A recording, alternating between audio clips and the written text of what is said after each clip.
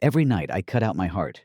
But in the morning it was full again. The English Patient wasn't just a sweeping romance set against the ruins of World War II. It was a brutal battlefield behind the camera, where art clashed with exhaustion and ambition collided with danger. Production didn't glide across deserts. It scorched. Crew members collapsed under Saharan heat. Casting battles nearly destroyed the film before day one. And a last-minute studio revolt almost shut everything down. Today, we're diving into 15 weird facts about The English Patient that expose the film's wild, painful, and breathtakingly human creation. Fact number 15. The studio tried to kill the movie before it started. What audiences don't know is that The English Patient almost never reaches the screen because the studio loses faith in it at the worst possible moment. Miramax wants the film, but its parent company insists the budget is too high, the script is too slow, and the lack of major American stars makes it a financial risk. Meetings erupt into tense debates. Call sheets sit on hold. Crew members wait in hotel rooms, not knowing if tomorrow will still have a film to shoot. Director Anthony Minghella refuses to surrender. He rewrites pages, overnight reworks, locations, and personally fights for the cast he believes in. It isn't smooth. It isn't polite, but his persistence shatters corporate hesitation. The movie survives by inches, not confidence, but defiance keeps it alive. And that defiance becomes the backbone of the film's emotional power. Fact number 14. Ralph Fiennes nearly quits over a single costume detail. During early fittings, Ralph Fiennes grows deeply frustrated with the bandaged makeup and restrictive wardrobe designed for his burned patient scenes. What looks simple on screen is physically brutal in reality. Layers of prosthetics heat up under the lights. Every movement pulls at his skin. Breathing becomes a task. By midday, he's drenched in sweat, barely able to speak. At one point, he tells Minghella he's not sure he can continue shooting under these conditions. But Minghella and the prosthetics team adjust. They reduce layers, shift materials, and work with Fiennes to find a version that keeps the character intact without destroying the actor in the process. It isn't mere comfort. It's survival. Not vanity, but endurance. What audiences see as serene stillness is actually a man fighting his own body while delivering delicate, emotional precision. The calm on screen hides a storm raging underneath. Fact number 13. The desert location nearly ended multiple shoots. The Tunisia desert doesn't behave. Not for filmmakers. Not for anyone. The crew expects heat, but not the violent sandstorms that erupt without warning, tearing through cameras' tents and lighting rigs. One storm hits so hard that a truck flips on its side, forcing immediate evacuation. Another day, dailies reveal entire scenes swallowed by blowing sand, making expensive footage unusable. Actors walk to set with scarves over their mouths, trying not to inhale clouds of dust. Call sheets shift hour by hour. Grip teams rebuild structures that collapse overnight. Production insurance officials fly in to assess the mounting damage. The desert becomes a character, a tyrant, and an unpredictable antagonist. But Minghella embraces the chaos. He rewrites blocking to incorporate natural movement of sand-reshaped scenes around the landscape's violence and turns weather into texture. Not control, but surrender becomes the film's secret weapon. Fact number 12. Juliette Binoche refuses a role adjustment that would have changed everything. Before filming begins, executives push Anthony Minghella to enlarge Juliette Binoche's role, to place romantic focus on her, instead of the tragic desert storyline. They want more conventional love scenes, more softness, more mainstream appeal, but Binoche pushes back. She insists Hannah's power is in her quiet grief, her restraint, and her healing, not in transforming her into a traditional Hollywood romance lead. Her refusal triggers tense debates. Executives argue she's wasting potential screen time. Minghella sides with her.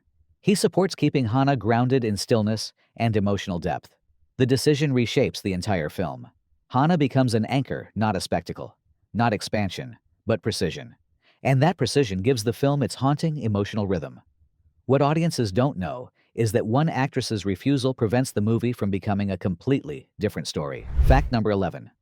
The plane crash scene was far more dangerous than anyone expected. The iconic biplane crash isn't digital safety.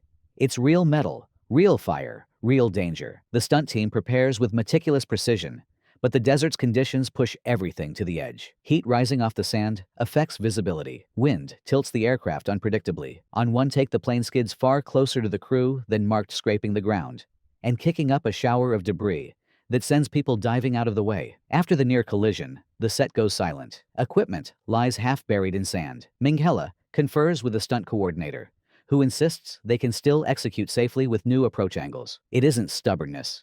It's commitment to practical filmmaking. The final shot is the result of nerve steel and recalculated bravery. What audiences see as a poetic descent is forged from controlled chaos and razor-thin margins. Fact number 10. The iconic map room was built twice after a disaster struck. What audiences don't know is that the breathtaking map room sequence exists only because the first version collapses.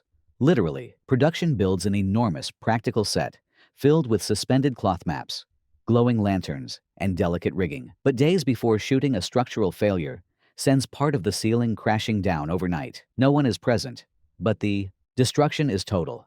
Hours of artwork lie shredded. Rigging snaps. Crew members walk into the space the next morning in stunned silence. Insurance wants delays.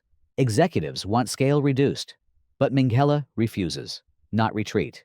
Rebuild. The art department recreates the entire chamber in record time, working in shifts around the clock. Dust-filled call sheets circulate like battlefield orders. The final result carries the weight of its creation. A room remade from ruin. A symbol of the film's relentless pursuit of beauty. And before we go further, go ahead and like and subscribe, because the next facts show how wild this production really gets. Fact number 9. The makeup team fought an unending war with heat and sweat. Ralph Fiennes's burned patient prosthetics aren't simple Hollywood makeup. They're technical battles waged daily.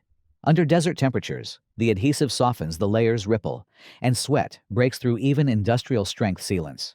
Makeup artists rush in between takes with cold packs, handheld fans, and emergency brushes, trying to stop the entire look from sliding off his face. One afternoon, the makeup partially melts during a long take, causing the jawline to warp and forcing the crew to scrap the footage. Fiennes sits motionless, while the team rebuilds the effect like repairing a sculpture in real time. The strange part is how much the struggle shapes the character. The fragility, the stillness, the sense of a man barely held together. Those aren't just performance choices. They're the physical consequence of a human being wrapped in layers that want to collapse. Not glamour, but endurance becomes the beating heart of his portrayal. Fact number 8. The nurses' monastery was so cold, it caused real injuries. While the desert scenes suffer from punishing heat, the Italian monastery interiors deliver the opposite problem: brutal cold. The production shoots in an actual historic site full of stone walls, damp shadows, and no modern heating. Juliette Binoche and supporting actors often perform while their breath visibly fogs the air. During one night shoot, the temperature drops so low that a crew member slips on a frozen patch near the equipment and fractures a wrist. Another day, props literally freeze to tables, forcing the art department to thaw items with handheld warmers. Binoche embraces the discomfort, using it to inform Hannah's emotional numbness. But even she admits later that the cold bites through costumes in ways she never expects. The environment shapes performances as much as any script.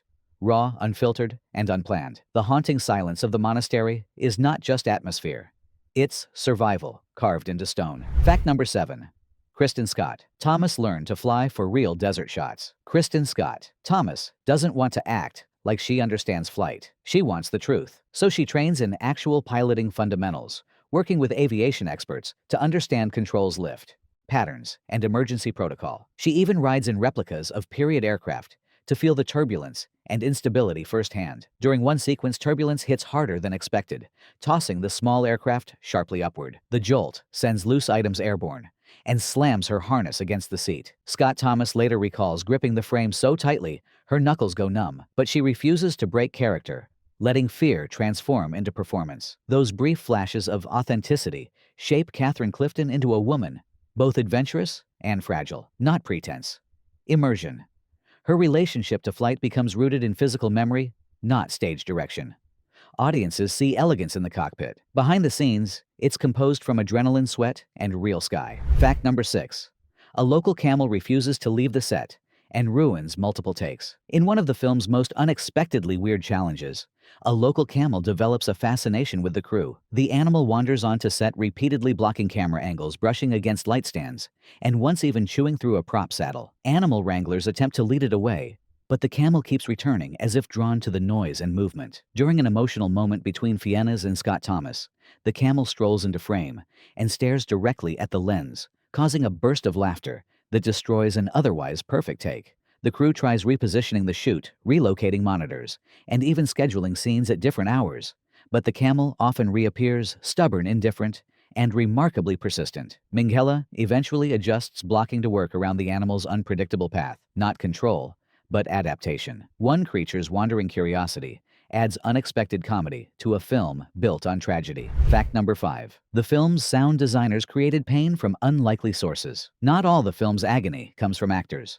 Much of it is sculpted in post-production, where sound designers craft the crackling of burned skin, the rasp of shallow breaths, and the unsettling silence of a man fading away. What audiences don't know is that many of these sounds come from unexpected sources. To create the brittle crunch of bandages, they record dried seaweed snapping under pressure. The harsh throat sounds are built from manipulating wind across hollow tubes. Even the soft dragging of limbs is captured by sliding burlap sacks over stone. These choices aren't tricks. They're experiments born from desperation when traditional Foley doesn't match the emotional tone Minghella needs. The result is a sonic landscape that feels painfully human, yet eerily abstract. Not imitation. Transformation. Every sound in the film whispers suffering and memory, and the truth is that none of it comes from where audiences assume. Fact number 4. A real-life archaeological discovery interrupts shooting. During desert filming, the crew unexpectedly stumbles upon an area archaeologists identify as containing historically significant artifacts. Equipment halts. Tents are moved. Scenes are rescheduled. For days, production is forced to tiptoe around the sensitive zone under the supervision of local officials. At one point, generators send vibrations through the sand and risk disturbing the site, leading to immediate shutdown until safety measures are implemented. Cast and crew must hike longer routes to reach locations. Temperatures soar, morale dips, but Minghella refuses to rush or disrespect the land. The irony is striking. A film about fragile history unexpectedly collides with real fragile history. The disruption inflames executives watching costs rise, but on the ground, the team experiences a surreal connection to the past. Not inconvenience, resonance. The desert reminds everyone that its stories existed long before cameras arrived, and will remain long after they leave. Fact number 3. The passionate cave scenes almost never happened. Some of the film's most emotionally charged scenes between Catherine Clifton and Almasi were nearly cut due to early test screenings that left executives nervous. They fear the pacing slows the narrative. They argue the cave sequences are too intimate, too still, and too unconventional for a romantic epic. Minghella stands firm. He believes those scenes reveal the truth of their relationship. Two people suspended between desire and doom, trapped outside time. When pressured to trim them, he refuses, sending back notes, explaining that the cave is not a location, but a confession chamber. The actors support him. Fiennes reworks emotional beats. Scott Thomas refines physical gestures. They fight to keep the space raw and unpolished. What audiences don't know is that these quiet moments come closer to being erased than any action sequence. Not excess, essence. The film's soul is nearly sacrificed to pacing and numbers before art wins the argument. Fact number 2. The crew experienced strange mirages that disrupted shoots. The Sahara produces surreal optical illusions, but during filming, mirages intensify so dramatically that they interfere with camera lines. Horizons shift. Distances warp. On one morning, the crew watches in confusion as a far dune appears to float above the ground like a hovering island. The visual distortion causes Minghella to halt shooting because depth readings become impossible to trust. The mirages also disorient cast members walking to set. A vehicle following distant markers veers off course when the markers appear to drift sideways in the heat. Grip teams joke that the desert is editing the movie itself, but these illusions change more than logistics. They shape tone. The drifting lines of heat inspire Minghella to reframe shots with more fluid motion landscapes that blur memories and reality. Not obstacle, inspiration. The desert becomes a lens through which the entire film dreams. Fact number 1. The final scenes were rewritten in secret hours before shooting. The final sequences, Hana's quiet vigil and Almazi's heartbreaking confession, aren't filmed according to the original script. Minghella rewrites them the night before, shooting after watching the dailies and feeling the emotional arc collapse under too much dialogue. Crew members receive revised pages at dawn. Actors discover major changes minutes before rehearsal. Fiennes embraces the shift, letting silence dominate his final moments. Binoche adjusts instantly, shaping her reactions around presence rather than speech. The set becomes reverently quiet as the new version unfolds. This decision changes everything. The ending becomes a meditation instead of a monologue. A farewell built from breath pauses and the weight of unspoken truth, not improvisation. Bonus fact: a secret journal, discovered after filming, reveals the cast's private struggles. After production wraps a crew member sorting leftover props, finds a small notebook wedged behind a crate in the monastery location. It isn't a prop, it's a cast and crew shared journal, spontaneously started during early shoots in Tunisia. Different hands write in it. Some entries are poetic, others are confessions. One actor describes feeling swallowed by the loneliness of the desert. A makeup artist writes about crying in a storage tent after a prosthetic failure ruins an entire sequence. Another page recounts a near accident no one ever mentions publicly involving a runaway dolly that barely misses a sound technician. The journal is never published. It circulates privately among a few crew members and then disappears entirely. Its existence becomes a whispered legend, not gossip, testimony. A raw archive that reveals how much exhaustion, fear, and devotion bleed into a film built on longing and memory. In the end, The English Patient becomes far more than a wartime romance. It becomes a testament to filmmaking under pressure, where beauty is carved from danger and emotion rises out of disorder. Every frame contains a hidden struggle. Every performance carries the residue of real heat, cold fear, and perseverance. What audiences see is graceful, effortless storytelling. What the crew lived is a battle of wills against deserts, storms, failing props, collapsing sets, demanding executives, and their own doubts. And somehow, from that chaos, emerges a film that wins hearts and reshapes the landscape of 1990s cinema. Not luck, endurance,